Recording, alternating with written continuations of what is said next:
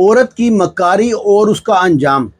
ایک سری لنکائی خاتون جو کویت میں آتی ہے ہاؤس میٹ کے ویزے پہ، وہ یہاں پہ آ کے ایک کویتی جو ٹیکسی چلا رہا تھا اس کے وہ اپنے لٹکے جھٹکے دکھا کے اس کو اپنے بس میں کرتی ہے، اس کے ساتھ ہم بستری کرتی ہے اور اس کو وہ کہتی ہے کہ میں تمہارے بچے کی ماں بننے والی ہوں، تم مجھ سے شادی کرو ورنہ میں شور مچاؤں گی، پولیس میں جاؤں گی۔ بسم اللہ الرحمن الرحیم، السلام علیکم۔ کویت کی تاریخ میں سب سے حیران کن واقعہ جس سے سارے سیکورٹی ادارے پریشان کہ ہماری آنکھوں کے نیچے یہ ایک اکیلی عورت اتنا بڑا کام کر گئی، اتنا بڑا کانڈ کر گئی۔ واقعہ کیا ہوتا ہے شروع سن 1992 میں۔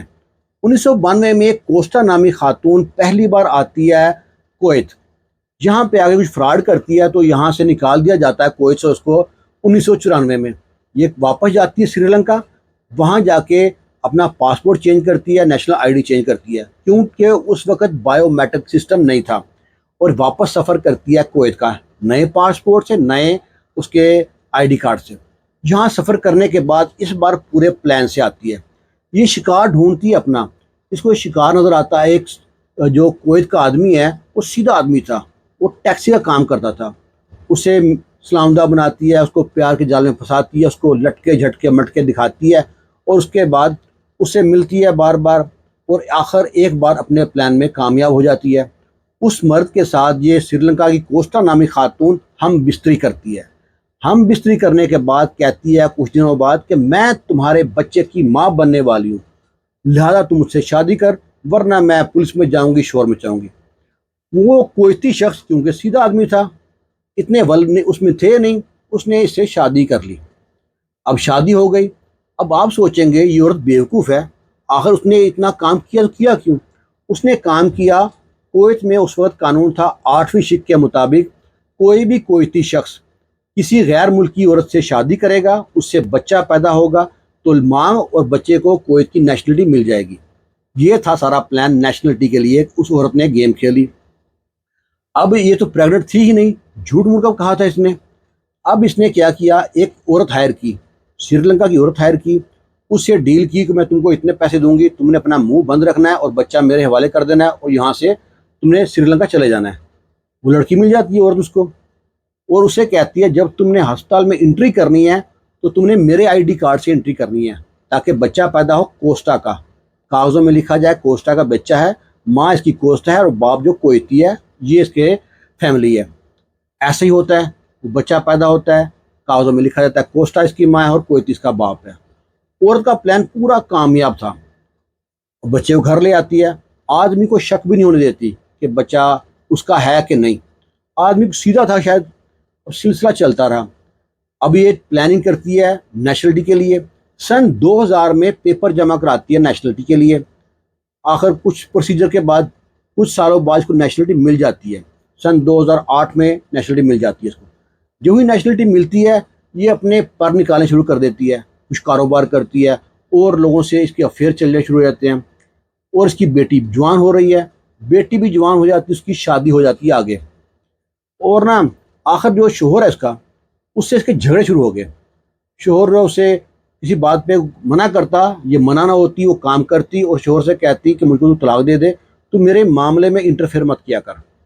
وہ کہتا ہے میں بچی رکھوں گا، اس نے وہ عورت کہتی ہے، وہ تو غرور میں تھی کہ اب تو نیشنلٹی مل چکی ہے، اب کیا ہو سکتا ہے، پر نیشنلٹی حکومت واپس بھی لے سکتی ہے، یہ پتہ نہیں تھا اس کو۔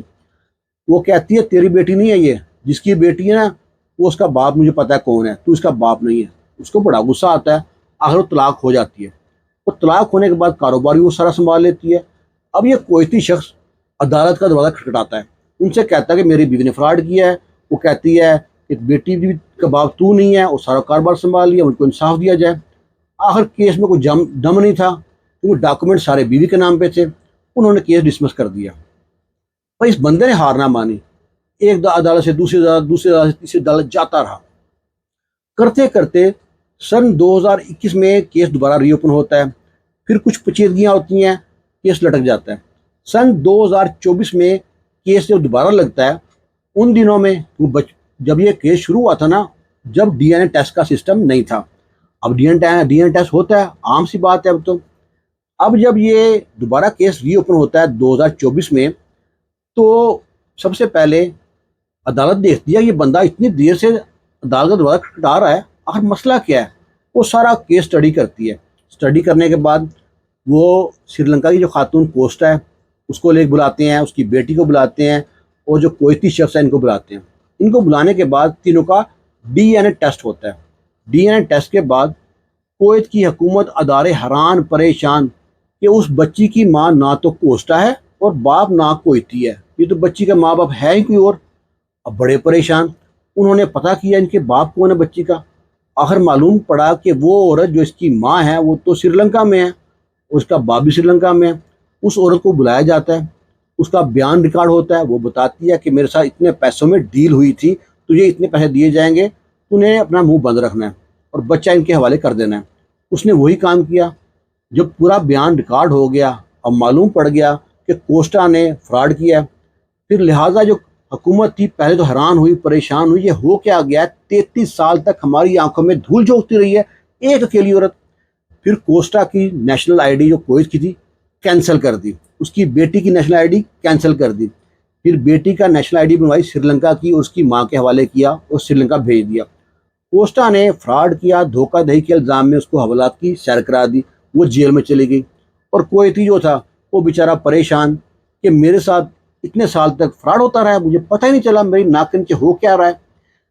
اور پھر ہم لوگوں کے لیے سبق ہے یہ کہ عورت ٹیڑھی پسلی سے بنی ہے، عورت ٹیڑھی ہے، اس کو سیدھا تو کر نہیں سکتے۔